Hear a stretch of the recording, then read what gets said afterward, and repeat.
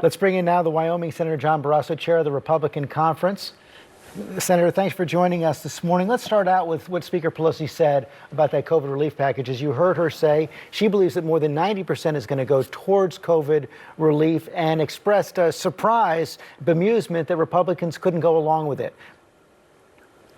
Well, to call this COVID relief is really false advertising. Only 9% of the money actually goes to defeating the virus. Only 1% of the money goes for vaccines. This is a Nancy Pelosi payoff to the liberal left. This is something she's been working on a long time. So, today we see her taking a victory lap to what is now known as the most progressive bill in the history of the United States, according to the White House, and the price of it shows that. You say it's a payoff to the liberal left. I want to show the front page of the Casper Star Tribune. Coronavirus bills. We have 3 vaccines that are very effective.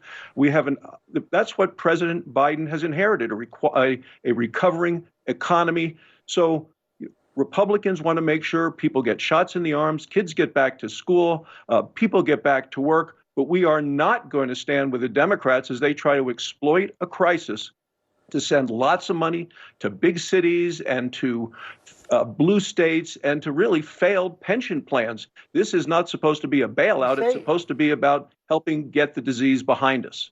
You say blue states and big cities. I want to show the front page of the Casper Star Tribune. It shows $1 billion going to your state of Wyoming. Yes, absolutely. And there's $350 billion going to states that even the 22 governors, including our own governor, said that the formula they used to send this out was biased and unfair, focused at California, New York, Illinois. It punished the states that opened earlier, and it rewarded the states that stayed closed the longest.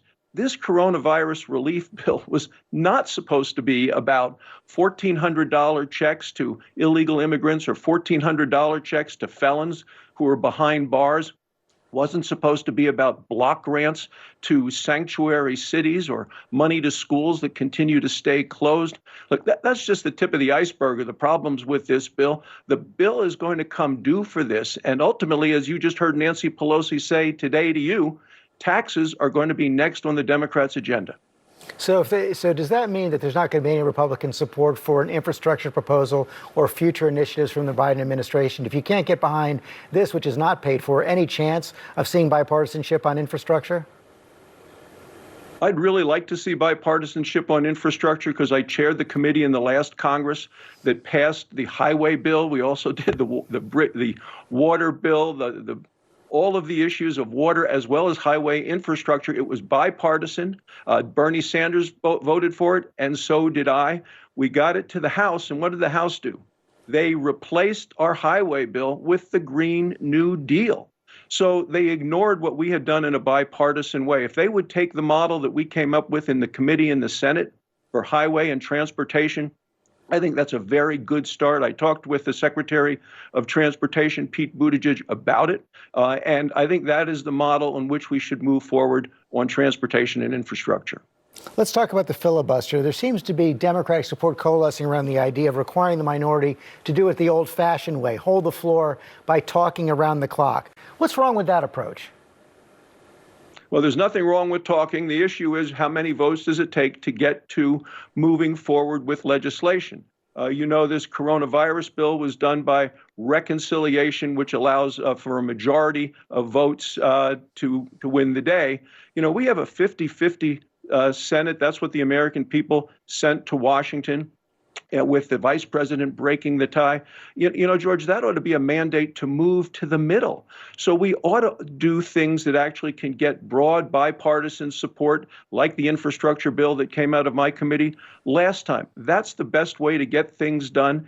If you get things that are one vote and the vice president breaking a tie, harder for America to buy into that thing. The major pieces of legislation for our country historically have been done in a broad bipartisan way. But to be clear, you have no problem with going back to the talking filibuster?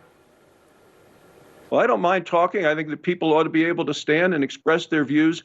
The question is it 50 votes or 51 or is it 60? And the current number is 60. But we've had this going on now for over a century. And the idea is to get bipartisan buy-in to bills. If there are parts that are very partisan, they ought to be left out. Focus on the areas on which we can agree. On most items, I think you can agree with 80% of the things. So let's leave out the 20%, which are the hot button issues, and move the country forward on issues on which we agree. Your colleague Ron Johnson of Wisconsin has stirred up controversy with remarks about the Capitol riots and Black Lives Matter protests. I want to show them.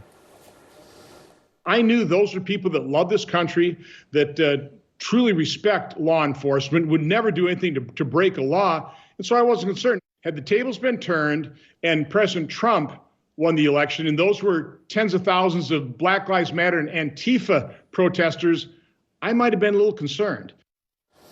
I should point out that the overwhelming majority of BLM protests, more than 90%, were peaceful. Democrats are calling on Senator Johnson to resign. Do you agree with those comments? Should he apologize? Well, you take a look. You talk about peaceful protests. Look what's happened in Portland just the other night. These things continue. We need to get back to a nation and a state where the razor wire can come down, the fences can come down, people can get back to Washington and the Capitol.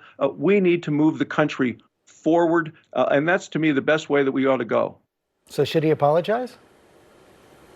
Well, he's going to speak for himself. You know this, George. You spent time on the Hill. Every member speaks for themselves, and I'm telling you what I believe. Senator Barrasso, thanks for your time this morning. Thank you.